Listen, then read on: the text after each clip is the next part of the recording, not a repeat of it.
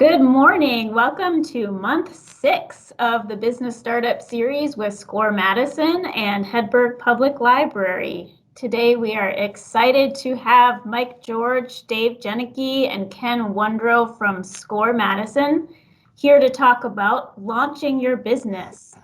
We also have a guest presenter via a recorded video, and that's Mindy Kesnick from Mindy Kesnick Real Estate and Design. And she shares her experiences as a business owner and starting up herself, and also her experience working with SCORE. So I'm going to go ahead and share the slides here just a minute, and then Mike, I will hand it off to you. There we go. Great. Well, thanks. And we're not sure at the moment if we have live participants or if everyone is planning to eventually watch a recording. So, but if we do have any live participants as we go along, be sure that we are aware of that so that we can bring you into the conversation in one way or another. So my name is Mike George, and I am a SCORE volunteer with SCORE Madison. And I'll just give you a quick overview of our plan for today's session. Dave Janicki is going to start out talking about opening your business, and this is for a live opening, whether it be retail or service product or services or an office, but it is a in-person. And then the video from Mindy will follow that, and then we'll follow up with comments about the video and highlight some of the things and perhaps even expand on some of the things that Mindy says. And then I'm going to go ahead and talk about opening an online business. And even though it may not be exactly what you have in mind or are planning to do, many of the ideas for a grand opening for an online business also apply for an in-person business. So whether you're online or not, it will still be valuable to you. Then we'll move to looking at the first year and some of the things to highlight and to pay special attention to in the first year. And for that part, for my part of that, I'm going to focus again on marketing because it is so critical and it has changed considerably over the past year and a half. So I'm going to, in some cases, perhaps review, and Dave will also highlight ideas related to planning for success in the first year. And we're happy that Ken Wondrow is with us. Ken has been the moderator and organizer for the entire series. And so Ken, just realize that you are allowed to speak during this, so don't hesitate. And then we'll go into the wrap up, and that's going to go back to Cara for wrap up and what's next and how to continue to keep in touch and access the video and all of those important things that you want to know. And if there is anyone that's with us that has questions, we're going to ask that let's see, do we have a chat feature on this? If so, that would be a place to put questions or live. So, Dave, why don't you start with your material first, and we'll build off of that. Welcome. Good morning. My name is Dave Janicki. I am also a SCORE volunteer, and my background is mostly in logistics and imports and exports. But today we're going to talk about opening a business that has an actual physical facility.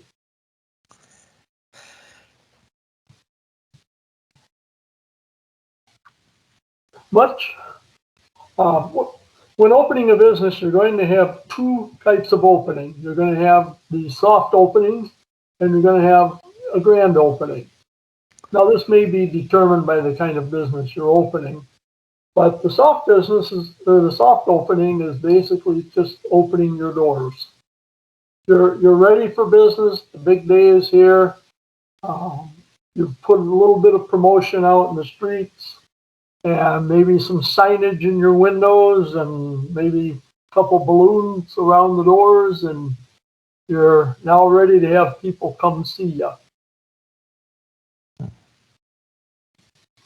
As excited as you may be about this day, although you'll probably be more frazzled than excited, there's a lot to remember on your soft opening, and you're going to feel like chief cook and bottle washer the entire day. So just remember, keep it within your budget and within your capabilities, and things will come off probably far better than you expect. You do need to call attention to yourself with social media, decorations, signage, business announcements in the newspapers. If you can get TV coverage of some sort, radio coverage, try to be creative in how you present this soft opening. If your business has a catchphrase, like the Gruber Law Office phrase, one call, that's all, something that's really easy to remember, get that catchphrase out there, and people will remember you. Trust this as your, or use this as your introduction to the general public as well as your local business community. You're now part of a small community of businesses. You want them to be supporting you and you to be supporting them.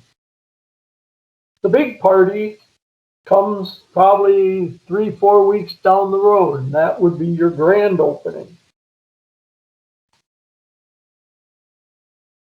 Remember, we live in the time of COVID-19, and you will have to make decisions whether you're going to require masks on your people and your customers.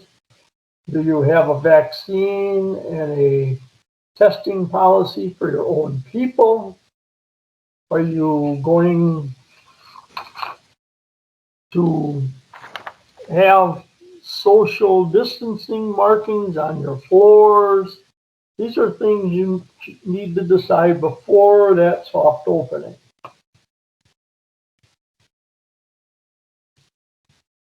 Are you going to display some form of sign at the front door so people coming into your building are aware of any requirements?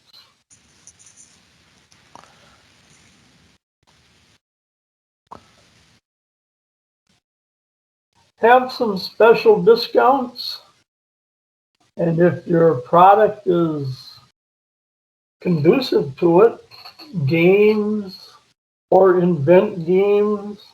I know one that I see in a lot of places is putting a golf ball into a cup.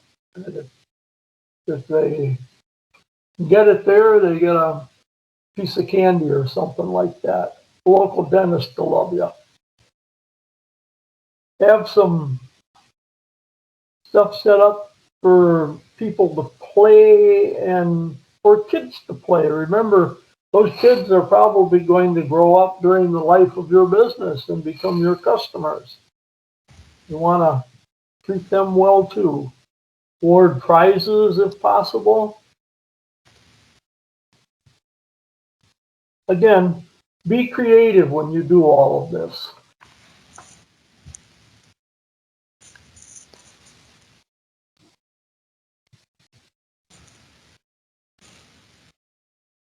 Use what you see at your soft opening to help plan your grand opening. use the ideas that you may have tested at your soft opening to plan and include in the grand opening.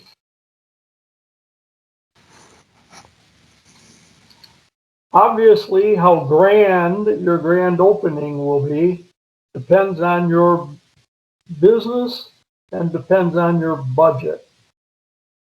Many of the same ideas you used at your soft opening will be used in your grand opening.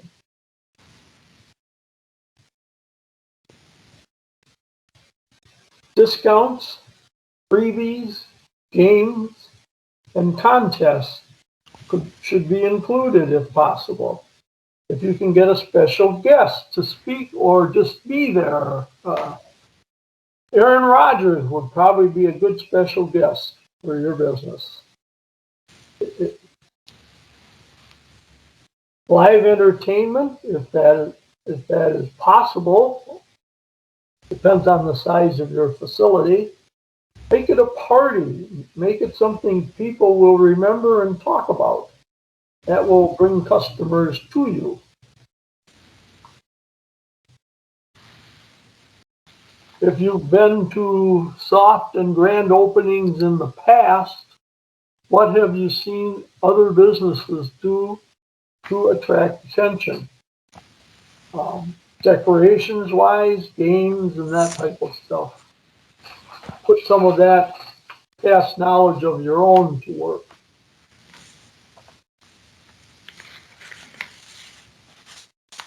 Other issues related to opening a physical facility. Establishing a hygiene policy, especially with employees. For instance, hand washing, sanitizing, coughing and sneezing. Teach people the proper way to cough and sneeze. A lot of people don't even think about it and just spread germs. Are these rules posted where the employees can see and remember them? I have seen this type of stuff posted near time clocks in businesses that I've visited. All employees must wash their hands after using the restrooms. Even a reminder as simple as that I've seen in a lot of businesses.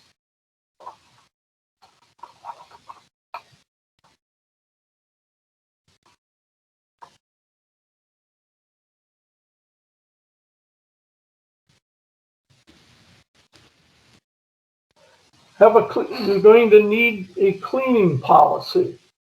If you and your people are going to keep the business clean, you need a set of standards, and your employees need to be trained to those standards so that they meet the requirements you feel is necessary. You want to keep your business clean and neat.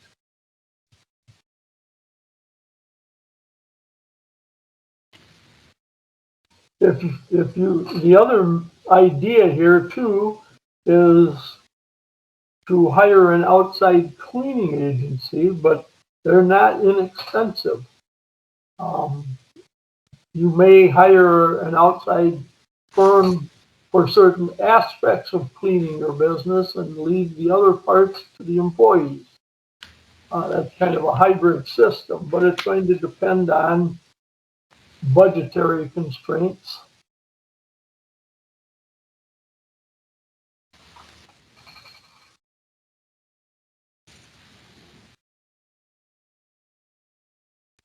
Remember that cleaners that are being used must be EPA approved cleaners. Anything that has standard brand labeling that you can buy at most supply stores are going to meet those requirements. If you're working with either OSHA or the hazmat, hazardous material stuff, you will need to train employees and you'll need to document that kind of stuff. You have to keep careful records on those things.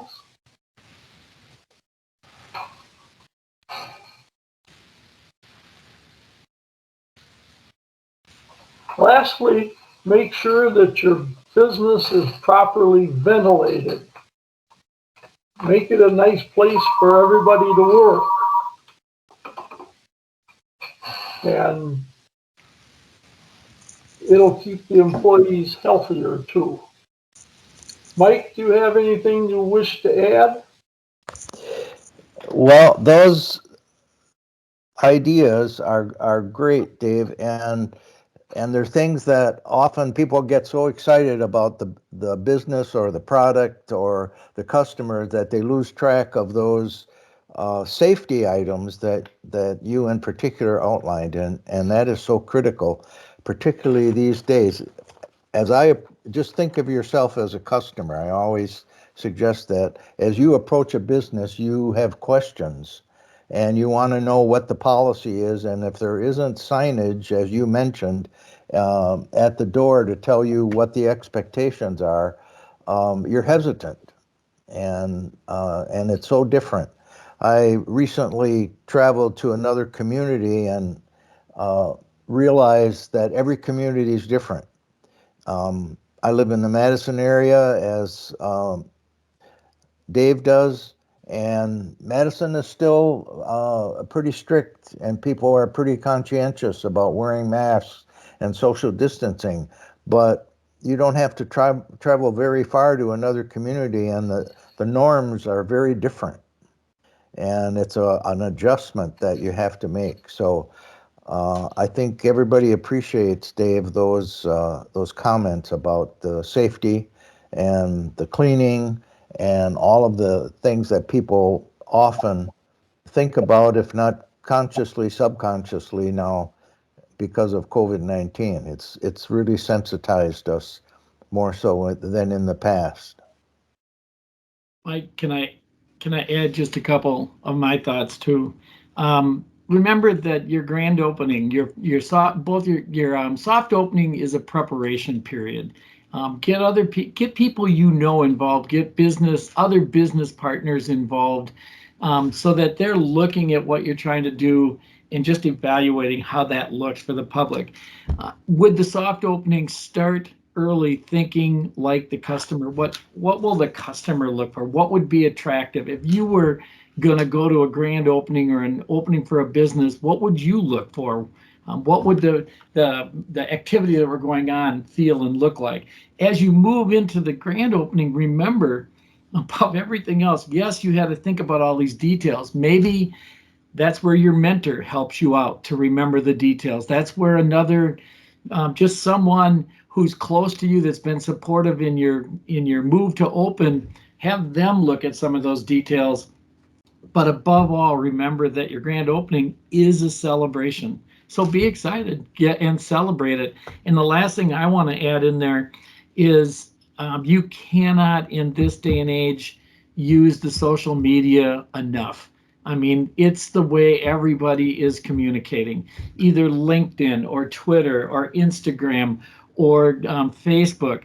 On all four of those, you should have some kind of invite out there. Get people coming in. We all have seen on Facebook the event when it comes up, and it's asked to be shared out there. That's what you need. You need people sharing your event so that they come into it. Mike is going to tell you the difference between an online version of this and an actual physical brick and mortar opening, but there's going to be a lot of similarities between them, and they start back down there in that social media, driving up some attention, driving up some excitement for what you want to do. You worked hard to get your business to this point. Don't slow down now. Now's the time to celebrate. Great thoughts, great thoughts. And I can go into the online, or we can do Mindy's video. Carol, what do you suggest? Why don't we go into Mindy's video? We'll do that before we jump into online or talking through the first year. So let me just switch gears here. Hi, my name is Mindy Can you hear that? Yes. Okay. Kesnick, and I'm a realtor in the Madison area. I have been building my business for about 5 years now, and I'm excited to share with you a little bit about why mentorship is such an important piece of growing your business. I would tell you I was ignorance on fire for the first year of real estate, and it was so challenging. It was even difficult to dream about what I wanted because there are so many shiny objects out there. There are so many things to distract you and pull your time away and pull your money away. And that is one of the huge benefits of finding mentors in your field or even in entrepreneurship. I found that once I got connected with somebody, and actually my mentorship journey started at SCORE. That's the first place I reached out to get in touch with a mentor, and they will tell you keep looking, keep striving, keep trying to find more. In my opinion, you can't have too many mentors in life, in business, in whatever your industry is. So, anyways, my journey started in SCORE. And one of the first things that Ken helped me do over there at SCORE is to just get focused. So he helped me to kind of dial in what my vision was, what my mission was, and how to achieve it, which was huge because it stopped me from grasping at all these different straws that came at me. So that's one reason that I think mentorship is super important, is just to get you focused. And then you can find somebody who's maybe just a little bit farther advanced from you, maybe just has a little bit more experience than you do, and they're going to be able to remind you that everybody goes through the same ups and downs when you're building a business. And you'll be able to kind of learn from them.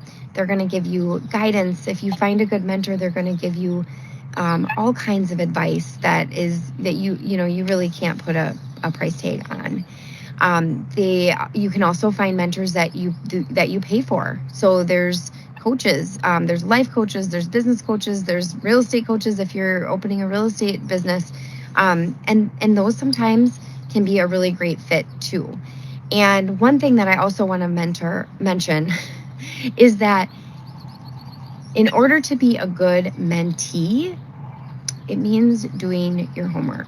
So when a mentor gives you some really good advice or feedback, you got to give it a try. You got to at least give it a whirl, because I know that there's been things that I have learned from mentors or things that they've told me to do, and I'm like, I don't want to do that. And then I ended up wasting a month or 2 months saying, no, I don't want to do that. And then when I finally did it, I was like, okay, mentor, you were right. I should have done that from the beginning. So don't forget, when you're looking for mentors and you're finding mentors, be a good mentee as well and take their advice, because they've been through all the things that you're going to go through. It's not easy to build a business, but I can tell you 5 years in and now having running a team, I just passed my broker's exam. So now I am a broker and team lead running a team of 7 agents, and it's amazing. And it was worth all the hard work, all the things I didn't want to do.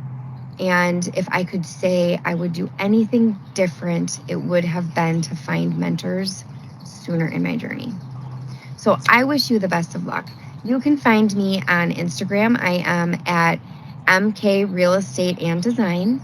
Please follow along, reach out, message me. I'm here to help, and SCORE will do amazing things to help you. So stick with them. Good luck. Well, that was great. And that was also my first time meeting Mindy, and appreciate the endorsement to mentoring and how she used it and it benefited her. I'd like to follow up on a couple things she said, and Dave and Ken, you may want to do the same. She mentioned finding as a mentor, also looking for people who are in a similar business. And I want to really endorse that idea. To me, that is a form of market research. And with the availability of the internet, there's no reason today not to do extensive market research as you're launching your business and also as you're planning your grand opening and your soft opening. So when I'm mentoring clients who are just starting out, I often ask them if they have done research to identify others who have a similar business or a business that overlaps with what they hope to do. And often they have not done that because it seems like just a simple thing to do, but it can be critical. And I know sometimes a client will say, well, but won't they think that I'm their competition? So they really don't want to share information. And the beauty of the internet is that you can go to other geographic areas. For instance, if you're starting a cleaning service, a house or business cleaning service, you can look for existing cleaning services online, particularly those that are located in a different geographic area. And why would you do that? Because then there's not a concern on their part about competition. So if you contact them via email or telephone, they are willing to share, because people, just like Mindy, people are excited to talk about how they got started in business, and they're excited to share, but not if you represent competition. So you go to a different geographic area. If your business is going to be, say, in Madison or Dane County, well, then you might go to another community in Madison or even another state and look for a similar business and try to make contact with the owner or the lead manager of that business, and just have a conversation and ask the questions that you have. And I think you'll be surprised at how much they're willing to share. So that Mindy mentioned that briefly, but I wanted to expand upon that. Dave or Ken? I think a couple points that she mentioned was be a good mentee and do your homework. When your mentor gives you things to do, it's to help you along your path, and go and do those things, and listen to the items that the mentor has given you to do, and do them even if you maybe question them a little bit. I want to add too. I've known Mindy now for the 4 years that she's been building her business. When I met her, she had the design part of things, and because of the design, she got pulled into the real estate world. And it was funny because at the time she didn't see herself being the real estate agent. But as we focused and as we worked together and she talked through everything, she realized that she could do the realty part that would give her money to build up the design part. And we focused that, and she successfully brought those two together. As she did that, she advanced through a couple different realtors and eventually struck out on her own. And as she says, now has the team. So that's a little bit more of her story about how she grew. But she grew because she surrounded herself with people at every step who could help her do that. I was able to help her get the nuts and bolts done, to get started, kind of to get the whole car moving. After that, it was more or less I became her cheerleader. I listened to her. I listened to what her needs were. We celebrated together when she had a success, and we moved that business along as it went.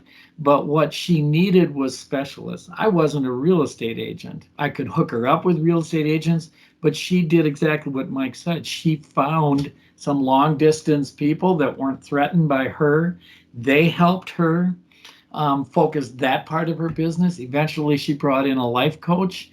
Mindy is an extremely positive person, and that's another thing that you need to bring to your business. You need to be positive about your business, even when there's tough times like COVID coming along for a lot of businesses, or just a lag in sales. At those times, we always remind a business, stay focused, stay positive, look at what was working, make sure you're still doing those things that work.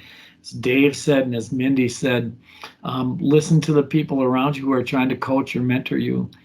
Their ideas are valuable. Fit them into your program. You may have to adapt them slightly, but stay focused and just keep driving forward, and your business will grow.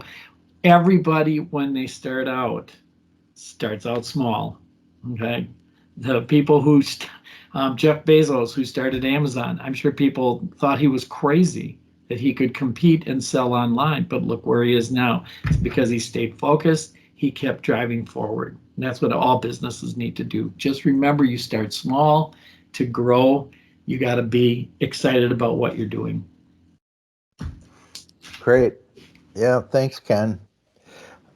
Well, let's look just for a few minutes at a opening of a online business, realizing that there are more and more online businesses, or there are more and more businesses that may be in person but have an online component, and this is growing also. For instance, one of the examples that probably all of us have had some contact with is, think about Target and Walmart.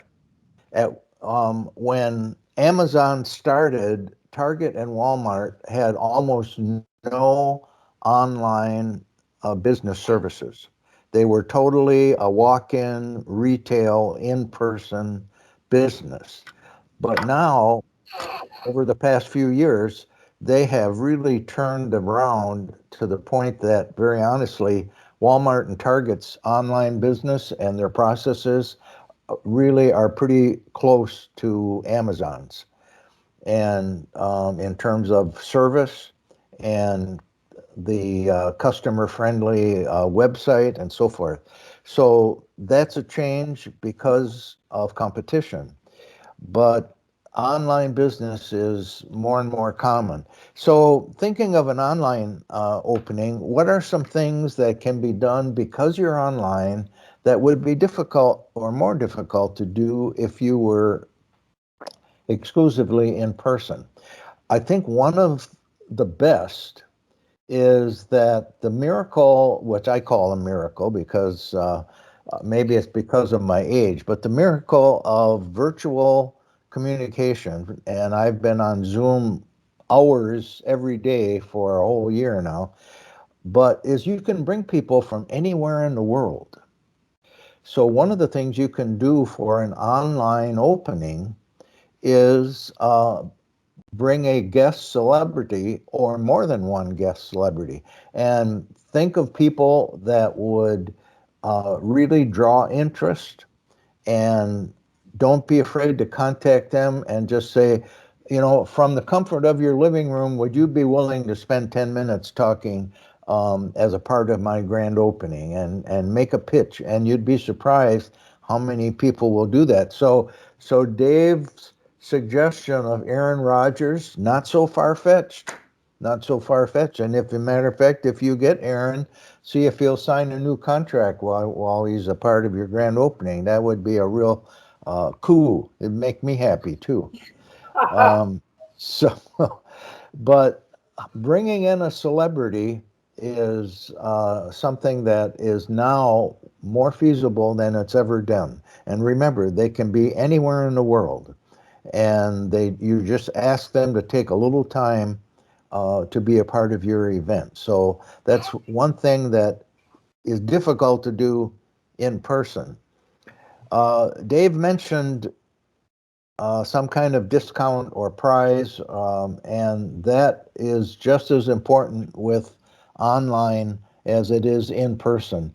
And you can create with your website a discount code, and you can distribute that discount code to people who attend your first online opening, so that everybody who attends is going to get a special discount code, which they can use, and then you set a time period that you can use for the next 30 days or something like that. So it gives them something special and brings them benefit, and it's easy to do online. Now, I've attended some grand openings that were live streamed, so that I wasn't able to go if it's something I couldn't do at the time that it was scheduled, it was live streamed and recorded, just like this presentation is recorded. So I could watch it later. And so it can either be recorded using the technology of your virtual platform, or it can be live streamed if you want that to be one of the options. You can also showcase your business with a virtual tour. So if you have a facility as well as online, you can create a virtual tour, and while you're online, you can give people a video virtual tour of your in-person business, which may encourage them at some point to visit in person.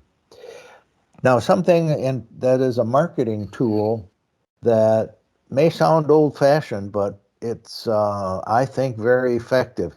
It probably for the past few years, you have received almost on a daily basis oversized four-color postcards promoting a particular product or service. And it just appears at your door and it says, to the resident of, and then it gives your address. This is a special service that the post office has initiated, and I think it's pretty effective. So don't disregard direct mail, and it's not only effective, this particular service, it's called EDDM, Every Door Direct Mail.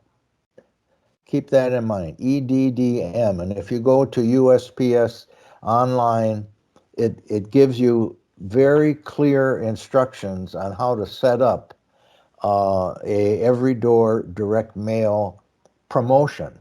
And the great feature of that is if you can target certain customers who may be in a geographic area that you want to reach, you just give the post office the zip codes of the areas that you want to reach and the people who live in those areas, and everyone who lives in that area will receive the card that you print. And print shops are now set up to quickly print those materials and get them into the EDDM system. So it's just something to think about. Ken mentioned the importance of promoting via social media also, and I'm I'm sure that posting something has value, but you can actually purchase um, advertising on several social media platforms. I'm most familiar with Facebook and LinkedIn, and you can purchase advertising on those two platforms, and you can target the advertising, segment the market and the characteristics of the people you want to reach so that you're purchasing a list and targeting a posting to those people who have some characteristic that is relevant to your particular business. So if you look up online, purchasing Facebook advertising or purchasing LinkedIn advertising, you'll get clear instructions on how to do that. And the good thing is it's not very expensive. It's surprising. And another way to market your grand opening and your business, for that matter, is direct email marketing. The tough part of this is that you have to, over time, develop a email list of people who have interest in or potentially have interest in your business. And that takes time. But you need to start. If you're a new business person, you're opening a new business, you should start right now developing a system for creating a database that you can eventually use, a database that has a name and an email that you can eventually use for direct email marketing. And you can, one way to start generating these names is from your website. So that there's, matter of fact, the SCORE website now has a pop-up little form. When you go to our website, after you've been there for 30 seconds, all of a sudden this little form pops up and it says, would you like to be kept informed through the SCORE newsletter? And if so, just put in your name and your email, and then you become a part of our lists. So it's like a listserv, but I'm suggesting that as a new business, that be set up right at the beginning, and it may take a year or even longer to develop a really extensive list. And of course, it also needs to be kept up to date, but you have to start sometime developing that personal list. Now, it is possible to purchase email and contact information from some other businesses and from some services, but I'll have to admit I've found those to have a lot of errors. And I think developing your own is a much better approach in terms of the direct email. And there are some ways to create a direct email list that, and a direct email piece that personalizes it a bit. So you've received emails where you look at the subject line and it doesn't really invite you to participate. It feels like you're a part of some mass email that somebody has sent out. But it is possible to personalize that. For instance, with SCORE, uh, we have developed over time a pretty long list of people who at one time have participated in a SCORE seminar or workshop. So when they participate, we maintain their name and their email in a database. Now, we can send an email that just says, SCORE, a message from SCORE, or dear SCORE client, or something that's generic, or we can say, because you have already participated in a SCORE seminar, we're sending you this additional information. So it makes them realize that you know that they were a part of a SCORE seminar. Or a message that starts out, your SCORE mentor has suggested, and then you give some information. So there are ways to highlight, and in your case, if you're a new business person, you can say, as a new customer, so that they realize somehow you figured out that they visited your website, or they visited your online grand opening, or your in-person grand opening, but something to connect you to them, so that it's not just generic. So these are just some ideas related to the online opening. And in all of the things that we've talked about so far, one of the things that I always suggest to anyone going into business, who's in business, or is trying to solve some problems, is think of yourself as a customer. Think of yourself as a customer. If you were a customer being introduced to your business, what are the questions that you would have? What is the information that you would want to have?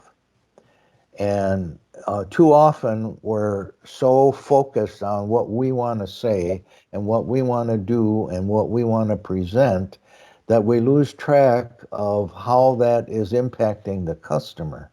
So if you can think of yourself as a customer, we all are both business people as well as customers. We're customers for other businesses. What is it that we look for in those other businesses?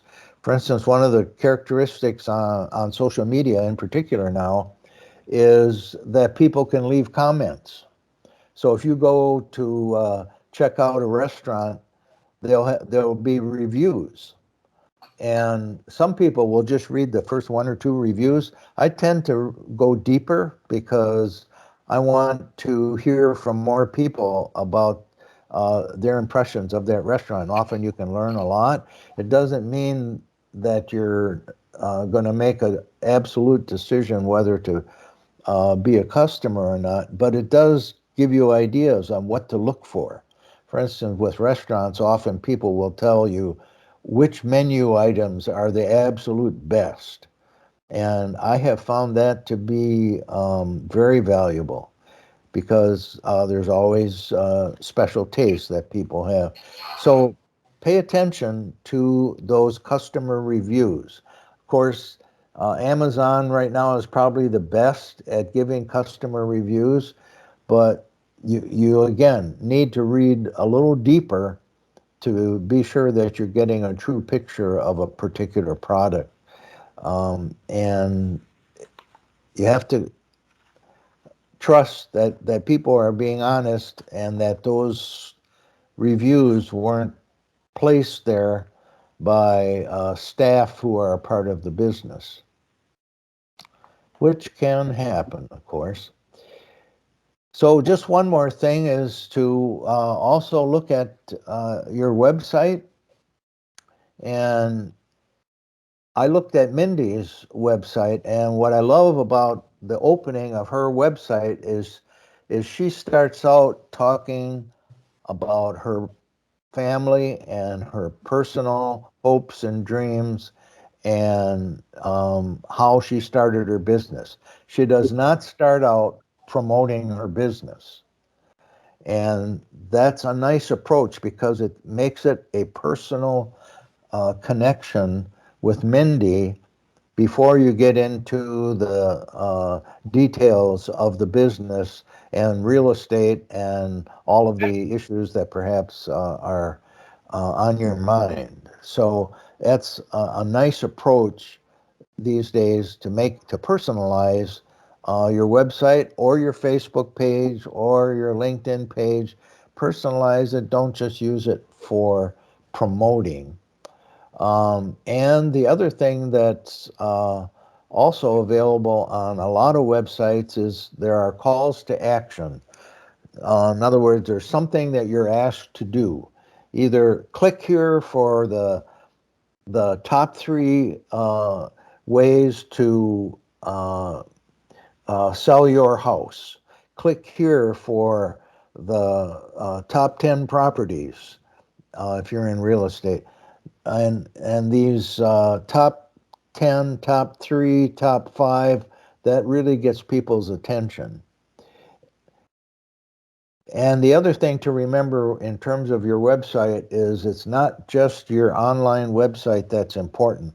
You have to always be sure that your website looks great on a mobile device, because these days 70% or more of the visits to a website are done on a phone or some kind of mobile device. They're not done on a computer. So there are special features and special techniques and technology that needs to be used to be mobile friendly. And that's very important. So those are some ideas that both grew out of Mindy's ideas and also Dave's and Ken's, and some online opportunities. So I'm going to stop now. Anyone have something to add or question? Can I, just for a second, just to piggyback on what's been said out there, start with the web page. I agree with Mike. One of the things that you can do on your web page is to personalize it. People always think that if I'm in business, it's all about business. It's not. It's about connecting with your customers. It's about relating with the public. So do personalize it. Bring out, who you are, things about yourself, but mix them in, kind of connect them to what you do. I said Mindy's got this real positive attitude. So when she talks about her family, it links into her positivity, which leads into her business. The other thing is, on your webpage, think about a little bit of education. Your customer wants to understand the processes. If you're a service, they want to understand sort of what you're doing. In other words, if I take my car down to the mechanic to have my oil changed, I at least kind of want to understand what goes into that process. Not so much that I'm teaching you to be a mechanic, but rather I'm teaching you to understand what I do. So in your webpage, ways to educate would be with a blog or a newsletter. Talk about what you do. Mindy has a beautiful newsletter that she sends out to all of her customers. And in that newsletter, she educates them about real estate, about how to make your house look better, make it look more saleable. Other times she's talking about design. But you can find ways to educate the customer about what you do. Tim O'Brien of the Healthy Place, which used to be Apple Wellness, does that really nicely. He educates people about wellness. What he then does is after you educate a little bit, now you promote. You promote what you do and how it's different than anybody else's way of doing it, how you add value to what you do.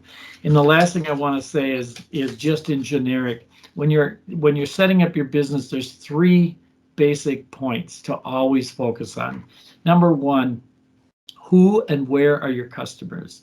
If you can't define who your customer is, you can't possibly offer the solution to what they're looking for. So know who your customers, know what they look like and where you can find them. The second thing is, once you've identified your customers, what is it that you offer to them? Just a real quick little story. I was in tax planning and investment planning. On the tax planning side, I worked with the other reps in the office. One rep constantly complained. The first time she complained that her customers were disorganized. And I said, well, look at this. If they were organized, they wouldn't need you. That's why you're a planner. One of the things you do for them is to organize them. Later, I caught her complaining that her clients didn't know anything at all about taxes. And I went, that's good. Your customer came to you because they didn't understand taxes. That's what you do. The third time I heard her complaining that her customers would come in and they'd be disorganized. They didn't know what was going on. They were so needy. I couldn't stand anymore. So I turned to someone near her, within her earshot, and I looked at her and said, I just had a nurse that came in and said she was so sick and tired of working with people who were sick. That just kept coming in needing some medical help. And this woman behind me turns around and says, well, that's stupid. That's what they're supposed to do. And I said, exactly. And she looked at me and she said, I get it. She finally understood who her customer was, what they needed, and what she was offering to them. So always understand what it is your business offers. And the last thing, now that you know who your customer is and you know what you're offering as a solution to them, set yourself apart. How are you different from anybody else that would do that? Find something unique about yourself. Now back to the webpage, put it in the webpage. Make me feel it in your webpage, and when you work with me, make me feel it in person. That's what makes a business successful. Great insights, Ken. Thank you. And I'm just going to follow up again on the personalizing your website and the idea of thinking of yourself as a customer. Just think of the different feeling you get when every website will have a button somewhere that'll say contact us. And when you click that button, if what you get is an email address that starts out info at, that really turns people off. They don't want to send a message to info at. They want to connect with a real person. So just that simple thing of putting a name, even if it's just a first name, but you want to feel like you're communicating with a real person, and that helps to personalize the action step. So, well, we are, I believe, to slide step 2. And you wondered when we were going to ever get there, I bet. So now is the time. And let's look at what this suggests. And early in this series, there was a lot of attention to a business plan. And what I feel is important now that we're at this really final session of this series is that in that first year, you have to continually review your business plan, update it, make changes. You will have learned so much in your first year that will dramatically change your business plan. And don't feel that that means that somehow you failed or you made mistakes. It's just that you have learned a great deal in your first year business so that you can recreate your business plan for the future rather than for the past. And it's also a way to check if, according to your business plan, you feel that you're on target. And according to your pro forma in terms of financials, are you on target? And for sure, do that at least quarterly. And in some cases, just do it whenever something comes up that indicates to you that you should make a change. And Ken and Dave, I bet are have all kinds of ideas regarding the financials, and so I'm wondering if you'd like to suggest some things related to that at this point. Well, I was just going to comment on the business plan that you were talking about. What you're really going to do there is reorganize your thoughts based on what you have learned. And as far as the financials go, you really do have to keep a close watch on your financials throughout the first year. And unless you're like Jeff Bezos and finances aren't an issue, minding your financials is going to be a constant process, and learning how to do things better so that more of it winds up in your pocket and not somebody else's. Good point. I can just add this from, I worked with, as I said before, I worked with tax planning for a big chunk of my career. And what I found was the people that were the most successful kept good records. You might start out with a spreadsheet for your business, but at some point in time, it's going to graduate to using something like QuickBooks as a software tracking system. The financial piece of your business, don't let it bog you down. That's one thing. Keep it organized, but don't let it over control what you do. When you start out, you make some projections. This is how much I think I will make in the first year. This is how much I think it will cost to run my business. In the second year, you're going to have something to look back on to see how close you really came. In your second year, you're going to adjust all your projections. So back when you started your business plan, it asked you to project out for 3 years. That's pretty tough to do.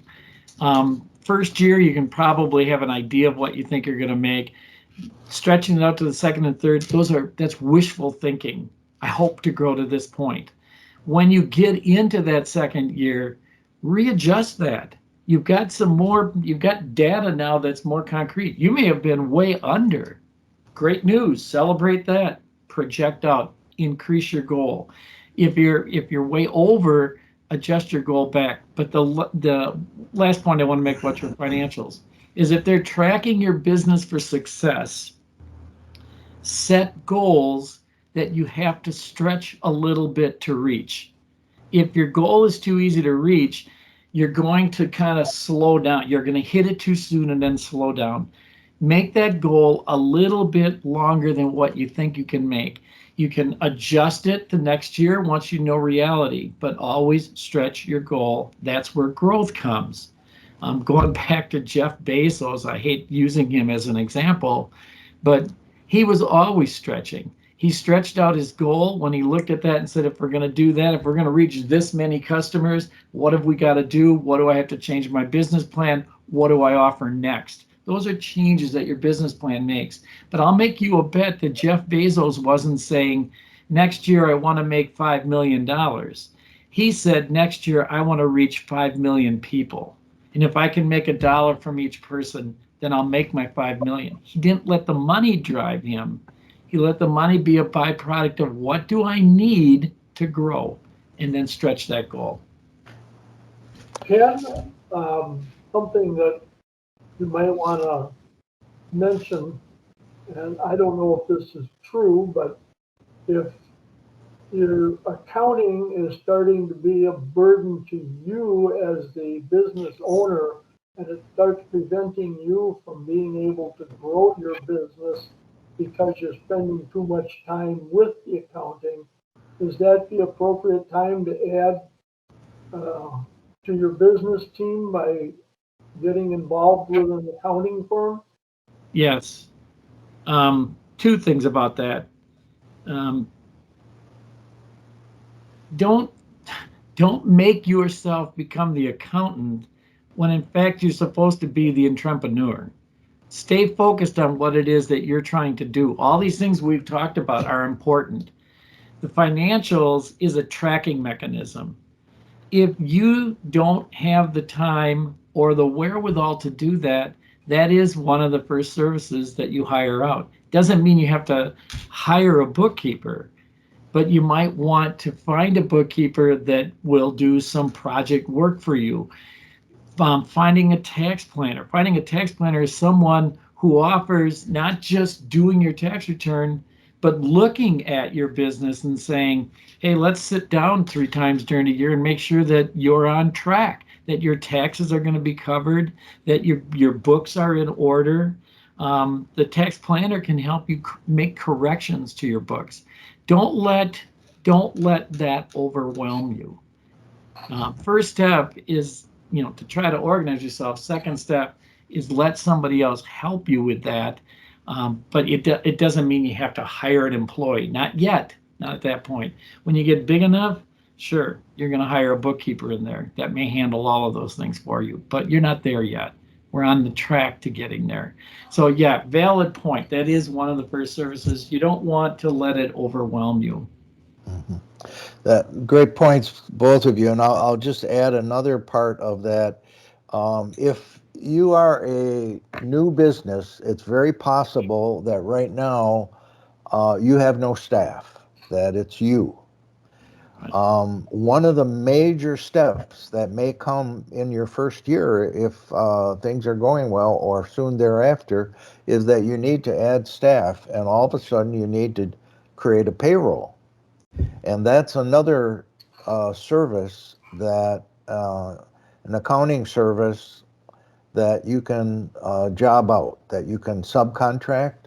And I strongly encourage that you, as soon as you are ready to add some staff, that you hook up with a payroll service that may also be the same as your bookkeeping and accounting service.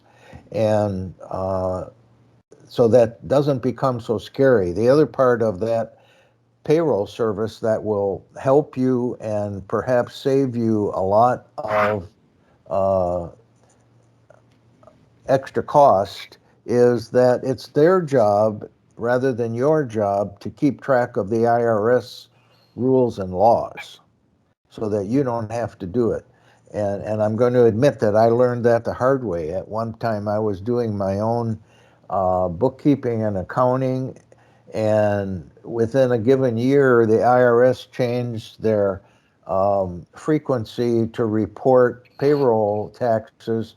They changed it from quarterly to monthly, and I didn't know that. And I paid a lot of extra fees to the IRS because I didn't keep up with the change in the rules. So I just want to add that payroll feature to another benefit of hiring that out. Good point. I corrected many business mistakes after the fact, and it was costly, not only in the amount of tax that they paid, but the interest and penalties that they paid on that. A small business can't afford to suddenly be put under because your largest vendor became the IRS. So yeah, seeking help in there and making sure that you're doing everything you can to utilize the tax laws to your benefit, but then making sure that taxes that are due are paid and part of that financial plan. So if I'm going to make $100,000 and it's going to cost me 60,000 to make it, and I go, well, then I cleared 40,000. This is walk away money. I can do what I want. There's taxes on that 40,000. So part of that 40,000 has to be set aside. And when you're making it, as Mike said, often that has to be done on a monthly basis. You need to be setting aside, and sometimes you actually be needing to paying it in. Those are called estimates or payroll taxes. So yeah, stay abreast of those things. That's the important part of the financial. One final thought I have on all of this here has to do with keeping your mentor involved in what's happening in your business so they can help in the last part there, spotting red flags where you maybe can improve how you're managing and running your business in all aspects that we've talked about today. Um, your marketing aspects, your accounting aspects, payroll. Um, your mentor should be able to help you get a feel for when it's time to start adding personnel and shopping services out. Good point. And as you referred, Dave, SCORE has a lot of resources, free resources that are available. So if you haven't already visited and spent quite a bit of time actually on the Madison SCORE website, which is simply madison.score.org, or the national website, which is score.org. There's just hundreds of resources and also specialty, uh, special selected resources for groups such as um, minority-owned businesses, women-owned businesses, entrepreneurs, collections that have been put together for specific groups and the unique needs and challenges that they have. So do spend some time on the SCORE website.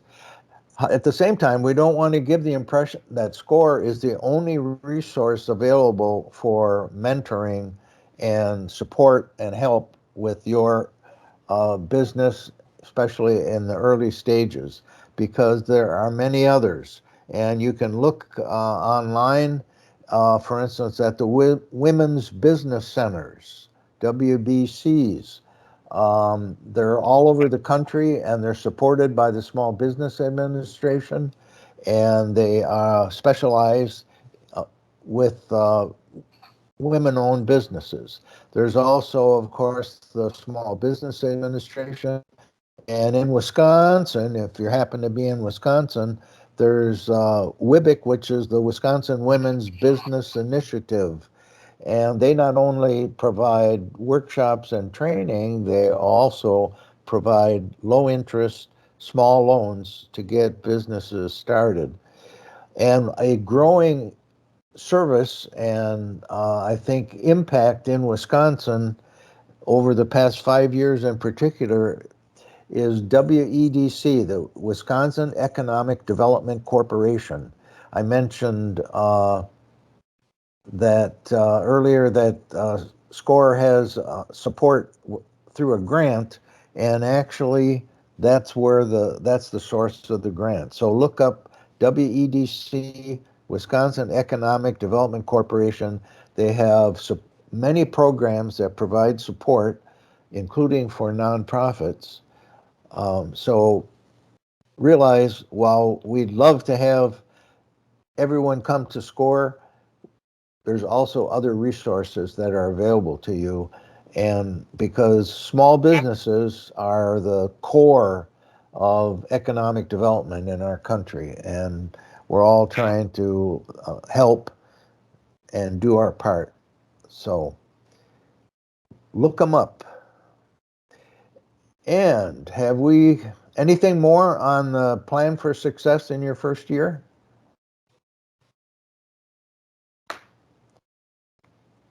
We maybe probably ready to move on. ready to move on, and maybe just in time. All right, shall I take over? You all can hear me, correct? We can. Okay, good.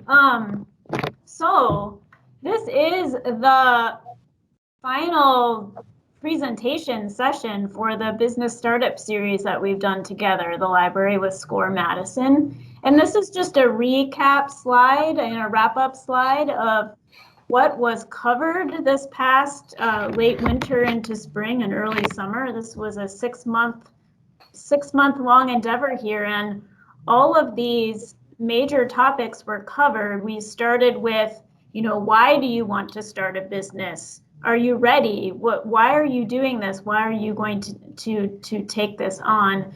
What is the feasibility for you? Are you ready for this? Do you have financing? Have you thought about your plans and your dreams? Do you have a support network within your friends and family? Do you have mentors? Do you have one mentor or more mentors who can help you along in this process? Then we looked at starting that research process, looking at industry research, market research, figuring out what it's going to cost you to start your business. What do you need to do to even open that first time, and then projecting out beyond that, what finances you're going to need, and figuring out when you're going to start turning that profit. We went through the business plan. There are templates. There are many templates out there for writing a business plan, and SCORE has a great one, and they have spreadsheets and other templates to help you plug that data in and get that data all pulled together and organized so that you can write a business plan and take that to a bank if you need a business loan. Or to have that just for your own internal planning if you don't need outside financing. We talked through the legal structure, what kind of business you should start out as. Should you be a sole proprietorship? Should you have a business partner? Should you be an LLC corporation, etc. Then we talked through location, and if you are in a position where you need to find a business location, how do you take that step, and what are some things that you think about as you're looking at where to locate your business? We looked at sales and marketing and talked through, we had a fantastic set of guest speakers who were mythbusters, and they talked about marketing myths, and they debunked them, and then they gave us some tips and tricks on what to think about if you're a small business and you need to market what you're doing and what you plan to do. And then finally, with today, we are talking through some of these last details, or these reminders of little tidbits we've gotten throughout the series here, but also some additional things to think about, such as safety protocols and things like that before you actually open your doors. And we've had just some fantastic guest speakers along the way. Some local, some from Janesville area and Rock County area, some from Madison. Some have been brought in by SCORE Madison and their connections and their network there, and others have been brought in by the library and some of our network and connections here in Janesville. Ken, do you have anything to add to all of this great stuff that we've gone through in the last 6 months? A couple things. Number one, if you joined this somewhere along the line, if you hadn't been online, but you joined us by looking at some of the recordings, I really appreciate the recap that not only this slide does, but what Kara pointed out. If you're having an issue with some of these steps along the line, go back in and listen to those recordings. As Kara said, I really appreciated being able to work with Hedberg Library. Hedberg Library has all these resources that you can tap into. They also are quick to find places to reference you out to. Mike listed a whole bunch of organizations. SCORE is one of these organizations. I so appreciate the opportunity that I've had to help SCORE connect with Hedberg Library in this series. I really appreciate that we were able to give you a roadmap to success for starting up a business. I just encourage you to go back in, look at pieces that maybe you missed, or look at pieces that feel specific to what your need is currently. And above all, find yourself a mentor, if not through SCORE, through somebody. But I think that SCORE is a great place to start. We can get you going. We can answer the questions that are specific to the industry that we served. And then we can reference you out to other people. When I mentor with my clients, I very often co-mentor. I can help them through the legal work. I can help them through the tax structuring, the business plan. But when it comes to marketing, I want to bring in someone that was their specialty. As Kara said, we have a lot of outside resources. We also have clients that have generated businesses that have now grown, and they will come back to us and help us co-mentor. We sat down with a client who wanted to get on Etsy. Well, I have another client who's been on Etsy for 3 years and being very, very successful. She said, of course, I'll sit down with her. They sat down together. She was invaluable in helping her understand the Etsy platform and how to get in there and get started. So don't ever be afraid to take a look at these sorts of recordings, but then reach out to a mentor who can give you the more of the depth to the topic. Again, I want to thank Hedberg Library for co-sponsoring with us and for making all of this technology and video possible for us. I look forward to a continued relationship with them, and hopefully some of you will come out of this as our clients. Remember that SCORE is a free service to you, as is Hedberg Library. Thank you so much. Thank you, Ken. Yes, we are happy, very, very pleased with this partnership. This was our first time trying this, so I think we actually pulled this off, and we pulled it off during a pandemic year, which is just amazing. But look at all of these. You met all of these people through this series, whether you were here live or you were watching the recording. So on behalf of Hedberg Library, I do just want to thank every one of these faces that's on this screen, and hopefully I didn't leave anybody off, and if I did, it was not intentional, but I think I captured everybody. So this is a mixture of SCORE mentors, SCORE volunteers, business owners locally or in the Madison area, and me down there in the corner, and another librarian from Whitewater. So this was just a wonderful group of people, and I appreciate all of the time that every one of these faces put into this series. So thank you very much. As far as what's next, you're done. You're on your own. We are releasing you out into the wild. So please do get a mentor. We are not going to do a July 20th session. We did have one in the original schedule. However, we weren't able to pull together the panel that we were hoping for a couple of weeks from now. We will send out an email to anyone who participated, anyone who registered for a session, even if you didn't end up participating. If you were a registrant, you will receive an email from us, and it will just be a closing email with a link to an evaluation form, as well as a link to all of the recorded sessions from the last several months, which are living on the Hedberg Library YouTube page. And then some links to additional local resources. And these are the agencies that we had hoped to join on July 20th. So this includes Janesville's Chamber, which is called Forward Janesville, the Downtown Janesville Incorporated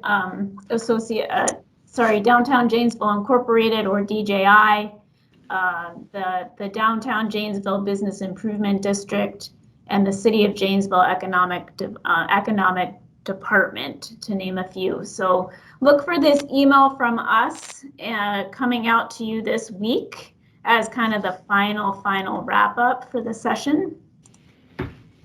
And then with that, we just want to make sure that you know that we are here for you. Do please keep in touch with us.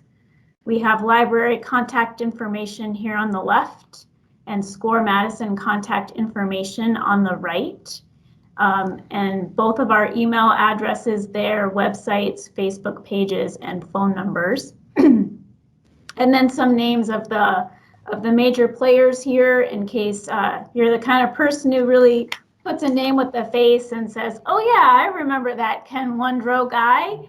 There he is right there. I can remember his face and put his name with his face. So there you have it for contact information, and we are so excited for you as you continue to embark on your startup journey. And are there any final comments? Thank you, Mike and Dave, for being here today. I just want to second what Ken said. This has been a tremendous partnership between SCORE and the Hedberg Library, and I think that it sets a model for the future. And for those of you who are starting a business, let's be optimistic and assume that after your first year, you're off and running and you're ready to join a professional or trade association.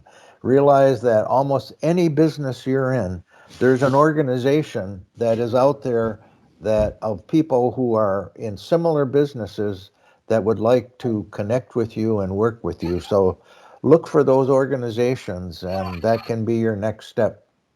And good luck. All right, I'm turning off the presentation. I'm coming back on here. Thank you very much, gentlemen, for today. And if there are no further comments, I'm going to go ahead and stop the recording. But thank you all very much for being here. Nice job. Nice job. Thank you. Yes, good work.